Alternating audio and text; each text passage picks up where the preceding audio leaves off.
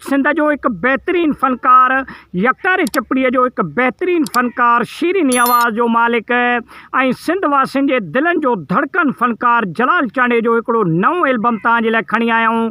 हालांकि आहे त अली वांगे ज़माने में इबादत कान थी ॾिसजे, इबादत में कसम हक जो एल्बम जॾहिं जलाल चांडियो नओं फनकार थियो हुयो, जॾहिं सूफियाना कलाम जलाल चांडियो चवंदो हुयो त लखे माण्हू जलाल चांडे जा परस्तार हुया ऐं उन टाइम में टेपनि जो ऐं किस्तनि जो दौर हूंदो हो दोस्तो, ऐं हर माण्हू किस्त ख़रीद करण जे चकर में हूंदा हुया।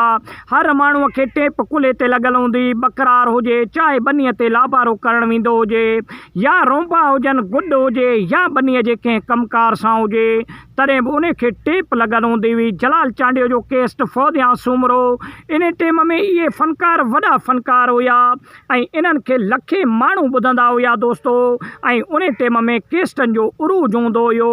हिकिड़ो नओं एल्बम असां खणी आया आहियूं जलाल चांडे जो, जेको हज़रत अली मुश्किल त खोले तारीख़ खे ॾिस तूं, खुदा जे घर में अली वांगे बंदे जी विलादत कान थी ॾिसजे। कुशा जे बारे में आहे ऐं उन जी तारीफ़ पियो करे जलाल चांडियो। पहिरीं तव्हांखे ख़बर आहे त जलाल चांडे पंहिंजी शुरूआत दरगाहनि तां कई हुई। सूफियाना कलाम जलाल चांडियो चवंदो हुयो ऐं हे बि कलाम जेको असां तव्हांखे हिन वीडियो में ॿुधाइण वारा आहियूं, इहो कलाम बि बिल्कुलु सूफियाना कलाम आहे दोस्तो, ऐं हिन में हज़रत अली साईं जी तारीफ़ कई वई आहे जलाल चांडे जे तरफ़ां, ऐं तमामु बहितरीन अंदाज़े सां तारीफ़ कई। ऐं हिन एल्बम तमामु बहितरीन एल्बम आहे, पंहिंजे दौर जो ही तमामु घणो हलंदड़ एल्बम आहे ऐं लखे माण्हू हिन एल्बम खे ख़रीद करे चुका आहिनि दोस्तो, जेको हिन कलाम तव्हांखे हिन वीडियो जे सूरत में असां ॿुधाईंदासीं। त दोस्तो इन कलाम जा कुझु ॿोल इहे आहिनि त अली साईं जो दर न छॾिजांइ, ए इंसान सियाणो थी अकुल कर। दोस्तो इन जो तमामु बहितरीन मुकमल कलाम आहे, जेको वक़्तनि ब वक़्तु असां तव्हांखे हिन वीडियो जी सूरत में ॿुधाईंदा रहंदासीं। कलाम तव्हांखे कीअं लॻंदो, कलाम तव्हांखे सुठो लॻे या तव्हांखे कहिड़ो कलाम जलाल चांडे जो पसंदि आहे, कमेंट सेक्शन में रायो लाज़मी ॾियो। वीडियो खे लाइक ऐं शेयर लाज़मी कंदा कयो दोस्तो। तव्हांजे लाइक करण सां तव्हांजो त हिकु रुपयो बि ज़ाया न थींदो, लेकिन असांजी वॾी हौसला अफ़ज़ाई थींदी आहे। उमेद आहे त तव्हांखे वीडियो पसंदि आयो हूंदो।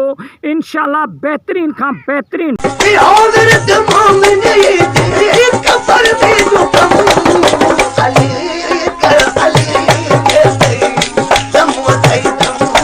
वीडियो तव्हांजे लाइ खणी ईंदासीं, पुराणनि खां पुराणियूं महफ़िलूं जलाल चांडे जूं खणी ईंदासीं। इन कलाम खे वक़्तनि ब वक़्तु तव्हां ॿुधजो ऐं इंशाअल्लाह नेक्स्ट वीडियो जेको असां तव्हांजे लाइ आणींदासीं, उन में असां तव्हांजे लाइ इहो कलाम आणींदासीं, हीर ऐं राझे ऐं ससवी वारो कलाम दोस्तो। इहो जलाल चांडे जे ज़बानी हिकु बहितरीन एल्बम हुयो पंहिंजे दौर जो, ऐं इहो कलाम बि तमामु बहितरीन हुयो। हज़ारे माण्हुनि जेको आहे सो कोशिशि कई इन कलाम खे ॻाइण जे लाइ, लेकिन उन अंदाज़े सां ॻाए न सघिया जंहिं अंदाज़े सां जलाल चांडियो ॻाईंदो हुयो।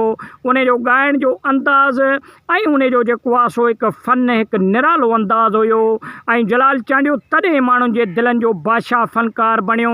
ईअं माण्हुनि जे दिलनि ते जलाल चांडे राज न कयो। जलाल चांडियो हिकु महिनती फ़नकार हुयो ऐं जलाल चांडे खे पंहिंजे फ़न सां तमामु घणी लॻाव ऐं महिनत हुई ऐं दिलचस्पी हुई, तॾहिं जलाल चांडियो सिंध जो बेताज बादशाह फ़नकार बणियो। यकतार चपड़ीअ जे तारीख़ में जलाल चांडे खां अलावा ॿियो को अहिड़ो फ़नकार न आयो। हालांकि जलाल चांडे जा शागिर्द खोड़ सारा आया, लेकिन जलाल चांडे खे रिप्लेस न करे सघिया, जलाल चांडे जी जॻह न संभाले सघिया। जलाल चांडियो सिंध जो हिकु पंहिंजे मट पाण फ़नकार हुयो, जंहिंजी जेतिरी बि ॻाल्हि कजे घटि आहे दोस्तो। वीडियो खे लाइक ऐं शेयर, चैनल खे सब्सक्राइब। अल्लाह निगहबान।